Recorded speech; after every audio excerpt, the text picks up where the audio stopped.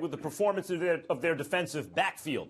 And so they think they're going to upgrade somehow. But the timing, to me, is curious. Sure, you still have the draft coming up, but the best corners, Gilmore, Butler, they're gone already. They've been messing around with Romo and that whole situation, and so they're at the moment on the hook for that money. Instead of having cleared that somehow, come to some arrangement, they don't have that money to spend, and not only that, the premier corners are gone. So maybe they're trying to improve in their defensive backfield, but at this point, given what they have to spend, what's on the market, boy, they better hit in the draft. Because it's possible, though hard to imagine, they could even get worse there, Ryan.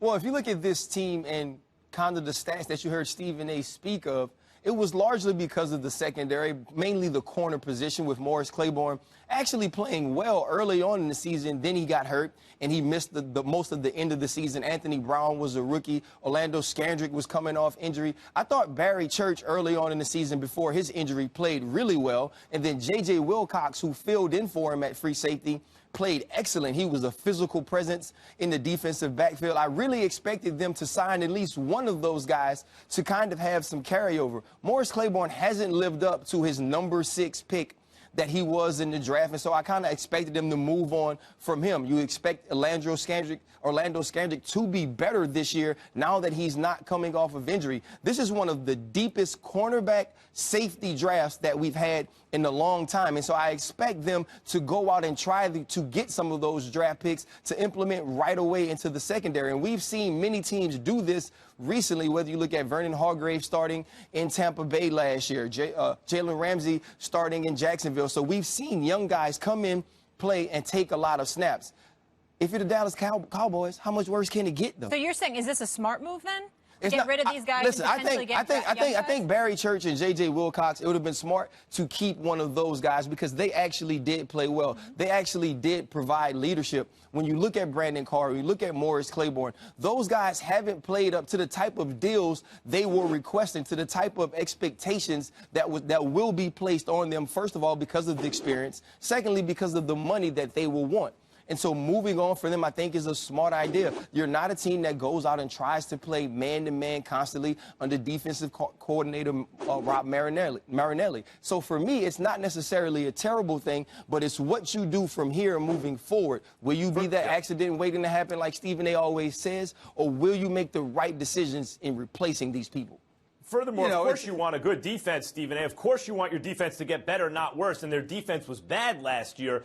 But the whole point of the Cowboys is their offense is designed to mitigate the damage that the defense does or doesn't prevent because it's ball control. Big, excellent offensive line, great running back, smart quarterback. That keeps the offense on the field and the defense off of it. They won 13 games last year and gave away some games at the end of the season, in spite of that defense. Well, let's call it what it is. First of all, the Dallas Cowboys had the number 2 ranked running attack in the NFL. So you're chunking, you're accumulating yards, you're moving the chains, right? As a result, in most instances, if I recall correctly, Ryan, the Dallas Cowboys were very adroit at being the first to score for a vast majority of the season. So people always found themselves playing in a hole. This is why the same Dallas Cowboys defense that we're talking about, they're ranked 5th overall, they also ranked number 1 against the rush. Why? Because people weren't trying to run the football on them, but so much they were trying to throw the ball all day long because they were usually playing from behind because of how potent Dallas's offense was. That could be somewhat deceptive in terms of the statistic being ranked 26. If somebody's throwing a football against you all day and accumulating 4,100 plus yards passing against you, they're putting forth a lot of attempts as well. Why? Because they're playing from behind. So it's not necessarily just about the secondary. It was about a suspect pass rush at times that you can't get. I mean, if you're giving quarterbacks all day to stand back, take pictures, call their girlfriends or their wives, can I get some dinner? Let's make plans for the evening while you're standing in the pocket before throwing a damn pass. Of course it's going to be a problem for the secondary. But we gloss over that because it's always an excuse when it comes to these damn Cowboys. There's always an excuse. There's always an explanation for their ineptitude. There's got to be a reason. I mean, it's Brandon Carr and it's Morris Claiborne. So now they're the culprits. Never mind you were bragging about them along with Scandrick and everybody else. Oh, no. They were going to be just fine. But then you're struggling. It's got to be somebody else's fault. other than the overall organizational structure of this team. This is what happens when you're the Cowboys. We're talking about the secondary today. It'll be the defensive line next week. It'll be the wide receiving corps next month. It'll be something. Steven, it's the defense. It's the defense as a whole. You talked about the pass rush. It was hard for them to get pressure on quarterbacks, which we saw Aaron Rodgers take advantage of in the playoff game. They didn't lose that game because of Dak Prescott and the offense and having rookies in the backfield. They lost because they couldn't produce stops. And I think looking at that, why bring back the same people? I'm sure they tried to keep Barry Church at a price. I'm sure they tried to keep J.J. Wilcox at a price.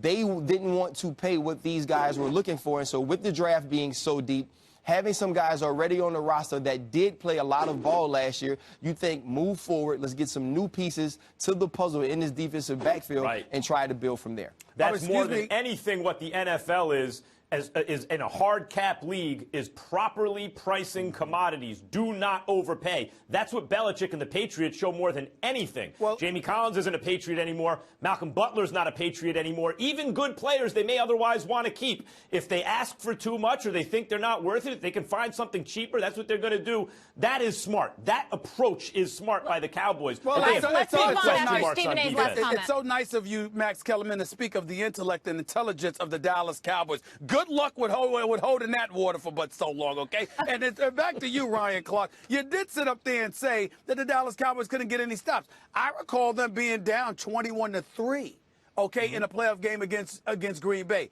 And they came back and ultimately tied it at 28 apiece. I thought they got some stops when they needed to, but ultimately it fell apart. Did they play the next week? So they didn't get stops when they needed to. I'm just making the point that they made it interesting, and then something went wrong. And Aaron Rodgers is a great offensive line, and he's the best quarterback ever. I mean, like, you know, you can forgive them for maybe not. Okay, I'm done. I'm stopping. Guys, come on. There's more we got to get into. Who wins championships, though? You should know this better than anyone. Defense. The defense. So let's spin it forward to now to how these departures essentially will affect Dallas in their division. So last season, as you mentioned, the Cowboys finished in first at 13-3. New York Giants went 11-5. The Redskins came in third at 8-7-1, and the Eagles finished last at 7-9. Max, based on these defensive losses, are the Cowboys still the favorites in the NFC East right now? Yes, they are, and it kills me to say that. I want to sit here and tell you the New York Football Giants, the defense is excellent. And obviously, the pickup of Brandon Marshall, even though they're already good at receiver, makes them probably the best in the NFL at receiver. Here's the problem with the Giants. They have still not addressed their offensive line. And ultimately, it's hard to imagine the Cowboys' secondary being even worse. But even if it is slightly worse, and the defense is slightly worse, as I mentioned, they're a ball control offense, probably the best offensive line in the game, great running back, excellent quarterback. That's how they win. Though the Giants match up well with them, they don't match up well with the rest of the NFC compared to the Cowboys. Here's the Giants' offensive line right now. They signed T.J. Fluker, who's been a bust so far. That's why he was available. If they put him at right guard and move Eric Flowers to right tackle, Richburg and Pugh are good at center and left guard. They still need a left tackle. Clady is available, I guess, still, but he can't stay on the field. Very difficult to find a left tackle in the draft who's ready to play now. So it's and that's assuming that Flowers can play right tackle and Fluker can be pretty good because he's so big and he has untapped potential. The Giants' offensive line was their Achilles heel last year, and they still haven't addressed it. So it's the Cowboys still #1 by a little bit less than they were. Max is the only dude on the planet Earth that I know that would sit up there and say that the Dallas Cowboys are the favorite, and I can't remember a damn thing he said about the Cowboys because he spent the whole damn time talking about the Giants. Let me be very, very clear. The New York Giants are the favorites in the NFC East. Why? Buddy. Because when you look at a quarterback in Eli Manning who hasn't missed a start in 12 years, and you combine that with the wide-out weapons that we have, somebody that Max Kellerman calls one of the top 3 receivers in the world, which I don't think we could disagree with an Odell Beckham Jr. You combine that with Sterling Shepard, and then you go and you add Brandon Marshall. Of course, they got to buffer their offensive line. But this is the NFC East we're talking about here, and I'll defer to Ryan in this regard, who, for some inexplicable reason, decided to tarnish his career by becoming a Redskin. I don't ever understand why he would do such a thing, but that's a subject for another day. I was a Redskin first, Stephen A. Whatever. The point that I'm trying to make is you would know about the NFC East, so I'm going to defer to you, but I will say this.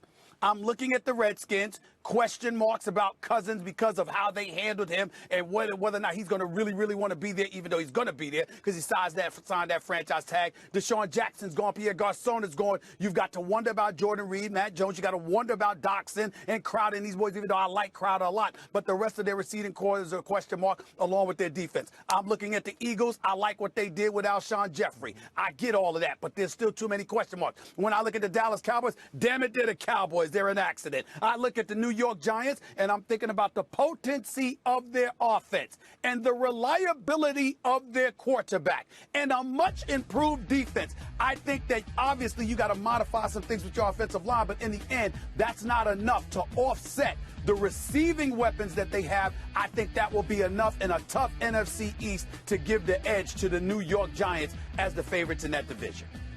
Well, for me, Brandon Marshall, the pickup was huge because now it takes some of that pressure off of Odell. If you looked at this team's in times of trial, when you needed a big play, it seemed like the only person on the team that they trusted was Odell Beckham Jr. But also, even with all that firepower, I thought Sterling Shepard was a good player last year. He'll be even better this year. You add Brandon Marshall. You have to get a running game. You have to protect the quarterback. So to me, it still is the Dallas Cowboys that's the team to beat in the NFC East because they're the same team. We talked all earlier of this show about how the defense didn't stop anybody, how you could pass for a ton of yards. So for all intents and purposes, they haven't improved there, but that wasn't why they won. They won because of that rushing attack, because you had a quarterback who protected the ball. Oh, by the way, he has another year of experience. He's going into his second year with an offseason to learn more things. I think this offense will be even better in Dallas next year, and they will find some pieces to have some things on defense to get enough stops, to win enough games, to win the NFC East. I still think the New York Giants are the worst possible matchup for the Dallas Cowboys, but I think the Dallas Cowboys match up better against the rest of the NFC and the rest of the NFC East and by the than way, the Giants do let's right now. not sleep on the Eagles because the Eagles got better, and let's not forget that when Lane Johnson was in the game, when he wasn't suspended, that was a nearly elite team last year. You can question the quality of opposition, but when you look at the point differential and all that, they were elite or next thing to it, a defense that was trending in that direction. And when Johnson came back at the end of the year, they started winning again. So that team, and then they just got better in the offseason, giving Carson Wentz a real weapon at receiver. And they're a terrible matchup for the Giants every year, it seems. And they beat the Cowboys late, though the Cowboys didn't have a lot to play for. You can't sleep on the Eagles. The thing about the Eagles as well, it's about play calling, right? Does Doug Peterson do the right thing with Carson Wentz? You add Torrey Smith, you add Alshon Jeffrey. You have to find a back in the draft, and I think that's something they'll do. In the airport this week, I'm getting on the plane. Leonard Fournette's getting on the plane to Philadelphia, so it seems like they may be trending in that way. Real quick question, Ryan, just to end this segment. Who did you pick in the playoffs between Green Bay and Dallas? Oh, I can't remember, Stephen. Oh, you can't remember, huh? It wasn't the Dallas Cowboys? Wasn't the Dallas Cowboys? I'm just checking. Molly, this is a great segment. I'm just asking good segment, Molly. I just want to know. I just want to know why you can't answer the question. What, you scared? You scared to answer the question? You scared? I mean, you can't tell us who you picked? I don't remember. You don't recall. I don't recall. You don't recollect. The Dallas Cowboys. You really? All right. The Dallas Cowboys. Listen, Stephen A. is the only one making sense this morning. That's all I know. Giants with the slight edge. Do enjoy the suit, though, and we'll see you on NFL Live later. Nice face. Ryan, thank you so much. Coming up, Steph Curry says he would give the MVP to James Harden. So how does Mr. Triple-Double feel about it? Has anyone told you that Curry shared his opinion that it should be Harden because of where the Rockets are in the standings? I don't care. It don't matter what he say. Who is he? Hey, we'll dive into Russ versus Steph coming up. Plus,